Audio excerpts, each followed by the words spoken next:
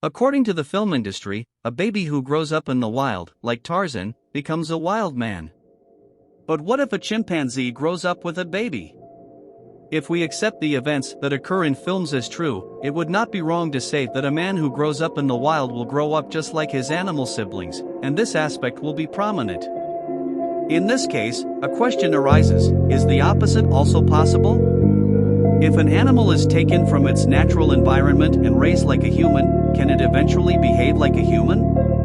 In 1931, the ecologists Winthrop and Luella Kellogg wanted to find an answer to this exact question. They adopted a chimpanzee named Gua as a test subject to see how much a chimpanzee raised with humans could be like a human. However, when Gua's twin, Pan, was born, the experiment became even more interesting, as the purpose of the experiment was to see how the two chimpanzees, who grew up together, differed in their development. When the experiment began, Gua was 7.5 months old, slightly older than Pan, who was 10 months old.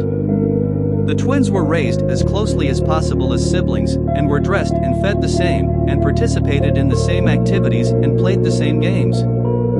As part of their development, they were also subjected to various tests to evaluate various parameters, such as intelligence and behavioral development.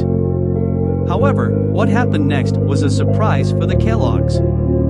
At least at the beginning of the experiment, Gua was smarter than Pan. Both scored excellent in tests conducted before they were 1 year old. This was not really surprising because chimpanzees have to learn to use their intelligence at an early age in order to survive in the wild. Compared to chimpanzees, human infants are practically defenseless and ignorant until they reach the age of adolescence. After Gua passed the age of 1, Pan began to catch up, as the factor of language began to affect their development and, consequently, their vocal performance. At the same time, Gua continued to excel in physical activities such as running and climbing.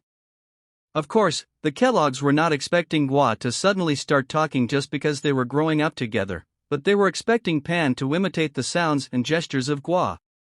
However, something much more interesting happened. Pan began to imitate the movements and sounds of Gua. At the end of the year, the Kellogg's, who were afraid that their child would become a chimpanzee man, ended the experiment after 9 months. They then compiled the results and similar findings in a book called The Ape and the Child. Gua returned to the care center where he was originally adopted, but unfortunately, he died of pneumonia less than a year after being separated from his human sibling. However, his contributions to the world of psychology are still being studied and appreciated today. Goodbye until we see each other in new videos.